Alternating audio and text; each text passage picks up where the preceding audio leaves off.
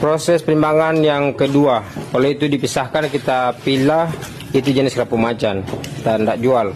Kalau ini itu motifnya kerapu macan. Ya, itu satu lagi, itu dia, itu jenisnya kerapu macan ini. Oke, satu ekor hampir 2 kilo. Kerapu macan. Oh, ini juga satu kerapu macan, agak besar. Kita buang saja. Oke, ini dia. Wih. Nah, ini kerapu cantik. Nah, ini lagi besar sekali nih kerapu macan ini kawan. Ini kerapu mahal kalau yang jenis macan ini ya. Sampai 300.000 per kilonya dia.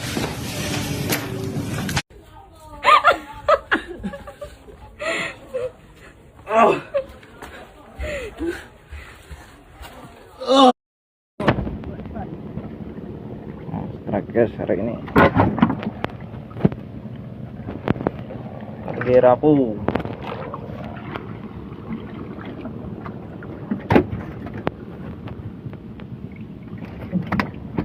Bukan boleh ada lagi sih kau.